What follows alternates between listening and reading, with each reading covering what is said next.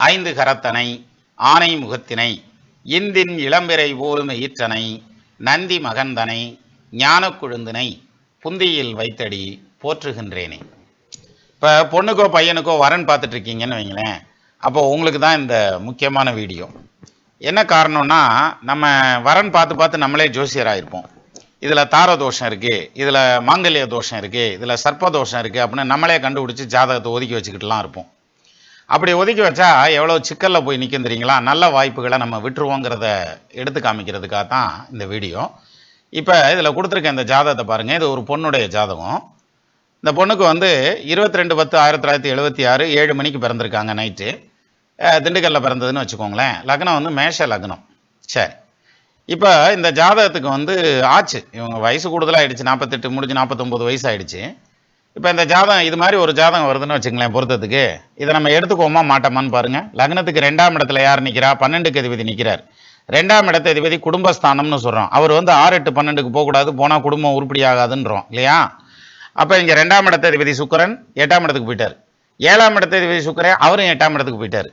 அதை விட ஒரு பெரிய சிக்கல் என்ன தெரியுங்களா? சூரியன் செவ்வாய் சேர்ந்து எங்கே இருந்தாலும் தார தோஷம், அது மாங்கல்ய தோஷம், அல்லது 2 கல்யாணம் பண்ண வச்சிரும் அப்படிங்கிற மாதிரியா நம்ம இப்போ, அல்லது கேரக்டர் அசாசினேஷன் ஆகும் அப்படிங்கிற மாதிரியான ஒரு பாயிண்ட் உண்டு சூரியன் செவ்வாய் சேர்ந்துருக்கிறது. அது இல்லாமல் 7ல் ராகு இருக்கிறது சர்ப்பதோஷம். சார் இத்தனை தோஷம் இருக்குது சார், இந்த ஜாதகத்தை செலக்ட் பண்ணலாமா வேணாமா கல்யாணத்துக்கு அப்படின்னோம்னா நம்ம டப்புன்னு வேணாம்ட்டுருவோம். ஏன்னா நமக்கு தான் தெரியும்ல ஜோசியம், அதனால வேணாம்ட்டுருவோம். ஆனால் இந்த ஜாதகத்தை பொறுத்த வரைக்கும் இவங்களுக்கு நிம்மதியான சந்தோஷமான அமைதியான குடும்பம் இன்னைக்கு வரைக்கும் போயிட்டு இருக்குது. எந்த விதமான குறையும் இல்லாமல், இன்னும் சொல்லணும்னா நல்ல பொருளாதார வளர்ச்சியோட திருப்தியாக ஓட்டிகிட்டு இருக்காங்க ஃபேமிலியை.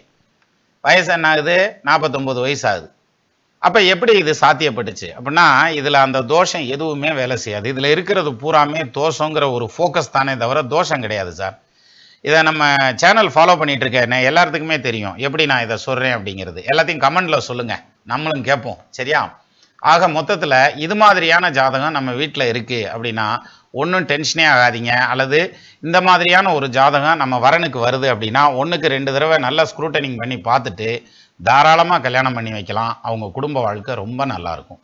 அப்போது நல்லா வர்ற ஜாதகத்தை நம்ம நிறுத்திடக்கூடாதுங்கிற ஒரு அவேர்னஸ் வேணுங்கிறதுக்காக தான் இந்த ஜாதகம்.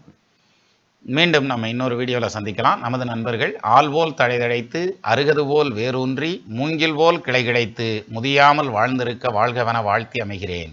வணக்கம்.